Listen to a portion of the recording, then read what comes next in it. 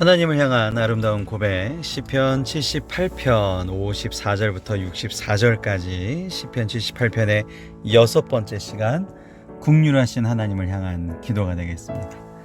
이 국률하신 하나님을 위한 기도, 오늘 부분은 시편 78편 지혜시, 교훈을 통해서, 이스라엘 역사를 통해서 교훈을 얻는 이 시에서도 하나님의 놀라운 역사 속에서도 계속적으로 하나님을 시험하는 이스라엘 백성, 그리고 하나님의 분노를 받고 또 반복이 되고 또 하나님에 대한 그런 자비의 은혜를 받고, 이번에는 오늘 이 여섯 번째 시간에는 가나안 정착 이후의 우상 숭배가 나옵니다.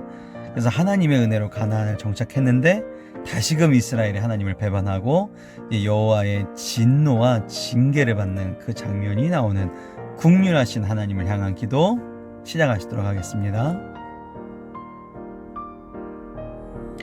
그들은 그의 성소의 영역 곧 그의 오른손으로 만드신 산으로 인도하시고, 성소의 영역, 오른손 능력으로 만드신 산, 가나안 땅이죠. 하나님의 백성에게만 허락된 땅, 하나님의 백성한테는 기업을 물려주신다고 했습니다. 약속의 땅, 여기서 성소라는 단어를 사용했는데 성소가 구별된 곳인 거죠. 하나님의 나라 누가 갈 수 있습니까? 하나님의 백성, 구별된 사람만 갈 수 있음을 믿으시기 바랍니다. 우리는 달라야 되죠. 또 나라를 그들 앞에서 쫓아내시며 줄을 쳐서 그들의 소유를 분배하시고 이스라엘의 지파들이 그들의 장막에 살게 하셨도다. 그러니까 그들의 소유를 분배했다라는 것을 앞에서도 이어지는 기업을 나눠줬다는 얘기고요.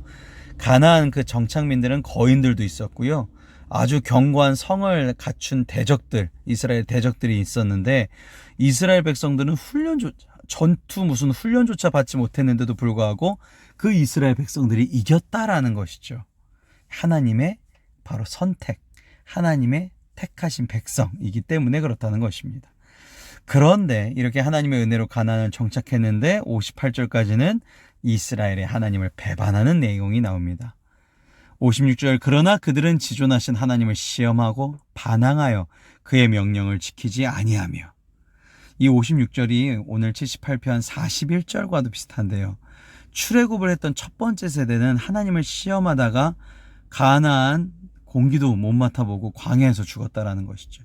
그런데 그 가나안을 정착한 후손들은 그 선조의 악행을 답습했습니다.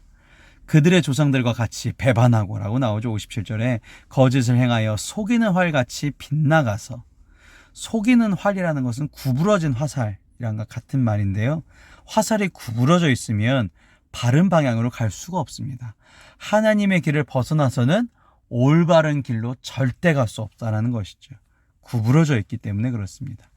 자기의 산당들로 그의 노려움을 일으키고 그들의 조각상 우상들로 그를 진노하게 하였으며. 구부러진 게 절대 올바른 길로 갈 수 없는 이유, 그 구부러진 게 하나님이 구부러진 게 아니라 자기의 욕심 때문에. 그래서 여기 자기 산당, 자기들이 조각한 우상, 자기의 정욕을 채우기 위해서, 그렇기 때문에 잘못된 길로 갔다라는 것이죠. 이제는 여호와의 진노와 징계가 나옵니다. 하나님이 그 얘기를 들으시고, 배반한 얘기를 들으시고, 시험한 얘기를 들으시고 분을 내어 이스라엘을 크게 미워하사, 이 미워하사가 원어로 와이무하스입니다. 와이무하스가 원형이 마하스라는 단어에서 왔거든요. 이 마하스가 내쫓다, 거절하다. 우리 내쫓은 경험이 있잖아요. 그죠? 아담과 하와에서 하나님의 뜻에 어긋난 그들이 하나님의 미움을 샀죠. 내쫓김을 받았죠. 어디서? 에덴 동산에서. 가나안 땅에 정착을 했지만 이건 상징적인 구별된 땅이고요. 실제로 우리가 있어야 할 그곳이 어디입니까? 바로 하나님 곁이거든요. 근데 하나님께서 우리를 내쫓으셨어요. 거절하신 겁니다. 사랑 가운데 세우신 장막 곧 실로의 성막을 떠나시고 하나님의 은혜를 망각했습니다. 잊어버렸어요. 패역, 불순종으로 임하니까 하나님께서 우리 곁을 떠나셨습니다.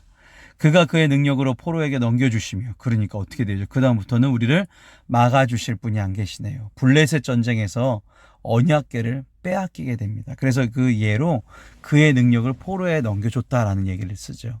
그의 영광을 대적의 손에 붙이시며, 이제 우리의 운명은 대적들의 손에 맡겨졌습니다. 이것이 다 하나님이 내 곁을 떠나셨어요. 결국 다시 말하면 내가 하나님의 곁을 떠나게끔 만든 거죠.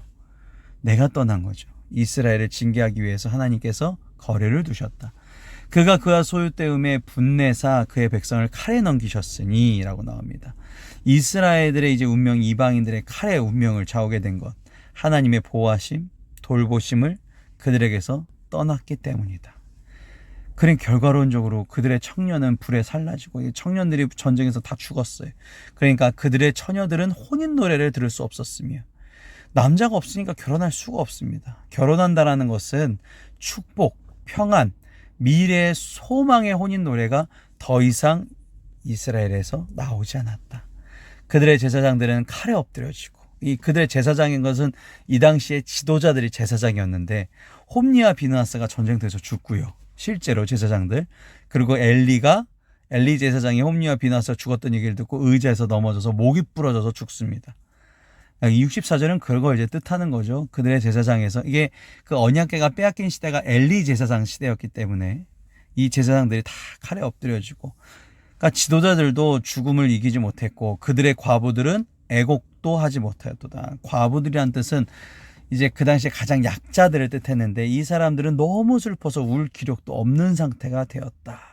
그런 처참한 상황이 시편 78편 64절까지 상황입니다. 전능하신 하나님, 오늘도 그 곁에서 하나님 앞에 기도를 올리시기를 바랍니다. 기도하시겠습니다. 긍휼하신 하나님 아버지, 오늘도 은혜 베풀어 주심에 감사드립니다.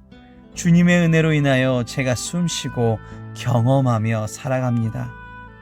주님의 허락한 시간을 오늘 또 받아 주님의 사명대로 살 수 있도록 하여 주시옵소서. 주님께서 주신 은혜를 잊지 않고 주님의 뜻을 이루는 삶이 되게 하여 주시옵소서.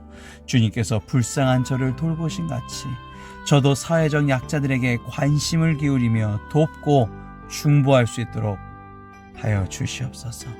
주님의 길에서 항상 감사가 넘치는 삶이 되게 하여 주실 줄 믿사와 사랑과 은혜가 풍성하신 주 예수 그리스도의 이름으로 기도를 싸움나이다. 아멘.